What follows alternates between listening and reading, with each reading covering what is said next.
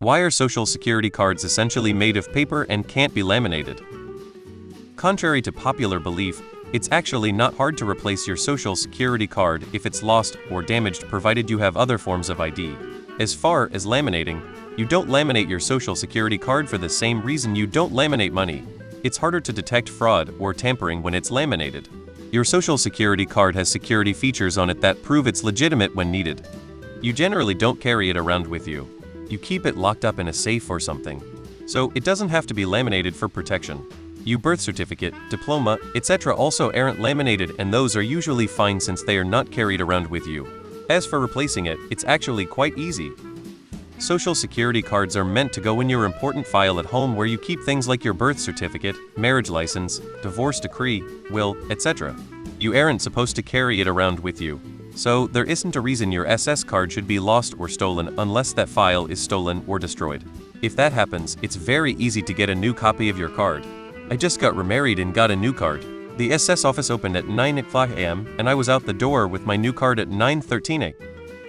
I wonder what can't be laminated means in the context of this question.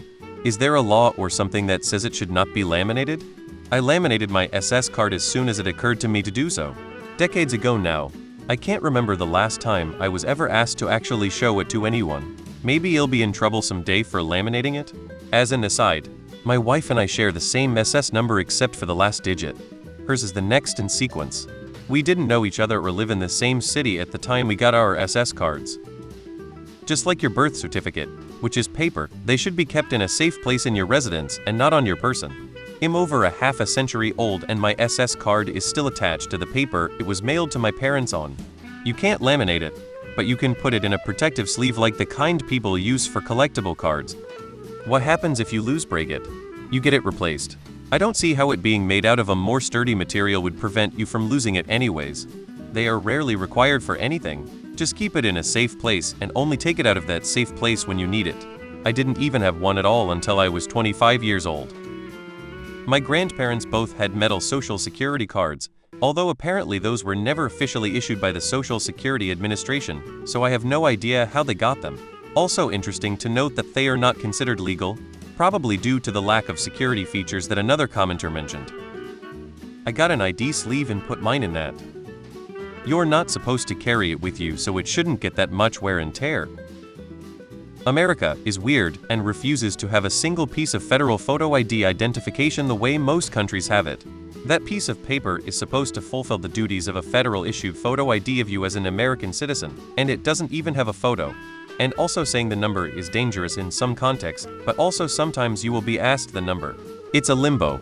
Most people use their driver's license from whichever state as their federal photo ID because SS is a mess. My father's SS card was metal. I'm not sure if it's because he was born in 1940 or it was a military thing. Memorize your SS and ID numbers. I have not used my SS card for ID in decades. I have had the same SS card since the mid-50s. I laminated it in the late 90s because it had made it through laundry, making it washed out but still readable. Mine's been laminated and no one's ever said a thing about it. The Social Security card office literally states that as long as you remember the number, it doesn't really matter if you have the physical card, but we can send you one if you want.